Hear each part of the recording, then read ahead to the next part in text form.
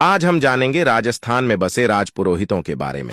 राजपुरोहित नाम सुनकर ही हमारे कानों को सुकून मिल जाता है। इनकी महानता के किस्से शायद ही आपने कभी सुने हो।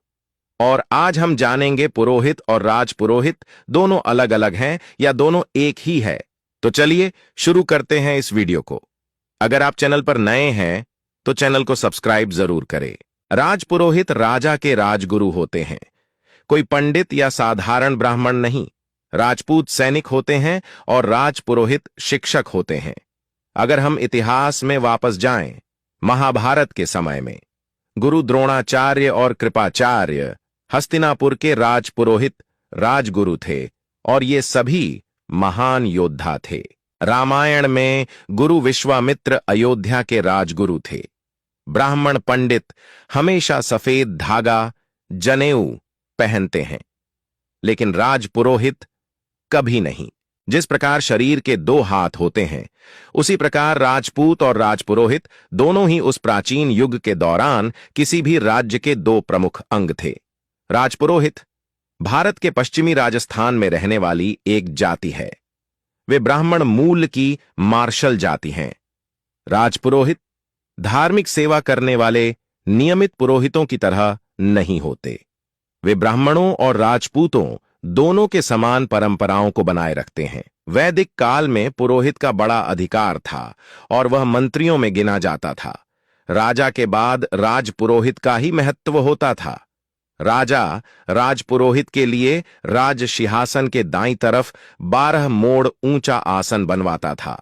राजपुरोहित राजा का उपदेशक, पथ प्रदर्शक, दार्शनिक और विश्वासी मित्र होता था। राजपुरोहित की अनुपस्थिति में राजा का आदेश अमल में नहीं लाया जाता था और पुरोहित को पुजारी या प्रीस्ट भी कहा जाता है। वे मंदिरों में पूजा अर्चना और धार्मिक अनुष्ठानों का संचालन करते हैं। पुरोहितों की जिम्मेदारी होती है कि वे धार्मिक क्रियाओं को शास्त्रानुसार संपन्न कराएं, जैसे विवाह, यज्ञ, श्राद्ध आदि। अब जानते हैं राजपुरोहितों के इतिहास की खास बातें। राजपुरोहितों के पूर्वज सप्तआशियों की वंश परंपरा से संबंधित थे। राजपुरोहितों ने ऐतिहासिक रूप से प्रशासन, व्यापार, जागीरदार, शाही परिषद के सदस्य, योद्धा और सामंती प्रभुओं के रूप में काम किया। राजपुरोहितों को राज्य की सीमा पर स्थित गांवों का नियंत्रण दिया गया था। राजपुरोहित वीर गुमान सिंह जी ने जोधपुर किले में मीर खां पठान के आत्मघाती हमलेवर दल से लड़ते हुए अपने प्राणों की आहुति दी थी।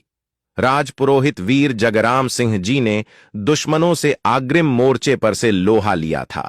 दरअसल राजपुरोहित अपने आप को उन महान अर्षियों का वंशज मानते हैं जो ब्राह्मण जाति के थे और राजाओं द्वारा मुख्य पुजारी के रूप में चुने गए थे।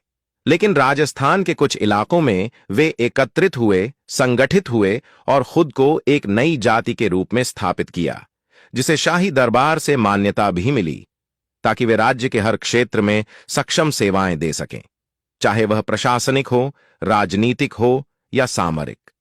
हालांकि यह जाति राजस्थान के कुछ क्षेत्रों जैसे मारवाड़ और मेवाड़ क्षेत्र के पुरोहितों से ही बनी है। उनकी सेवाओं और योग्यता के आधार पर उन्हें कई जागीरें, ठिकाने और सामंती जमीनें दी गईं। ये गांव या जमीन किसी भी शासक से मुक्त माने जाते थे और किसी भी तरह के कर के दायरे से बाहर थे। इसीलिए राजपुरोहित और अन्य ब्राह्मण जातियों के बीच परंपराओं में अंतर है। राजपुरोहित समाज के संत तथा आराध्य महात्मा संत श्री खेतेश्वर महाराज हुए, जिन्होंने राजपुरोहित समाज को एक नई दिशा दी। संत श्री खेतेश्वर महाराज ने अपने तपोबल से और हर राजपुरोहित के घर से चंदा एकत्रित कर पुष्कर के बाद उन्होंने आसोतरा में विश्व का दूसरा सबसे बड़ा ब्रह्मा जी का मंदिर बनवाया। खेताराम जी अपने घोड़े को मुकुंद नाम से बुलाते थे। जब खेताराम जी ब्रह्मलीन हुए तो मुकुंद को इसकी जानकारी हो गई और उसने अन्न पानी छोड़ दिया। मुकुंद ने खेताराम जी के ब्रह्मलीन होने के 11 दिन बाद अपने प्राण त्याग दिए। मुकुंद की समाधि दी गई और उसके ऊपर समाधि स्थल बनाया गया। आज भी इस समाधि स्थल पर मुकुंद घोड़े की मूर्ति स्थापित है।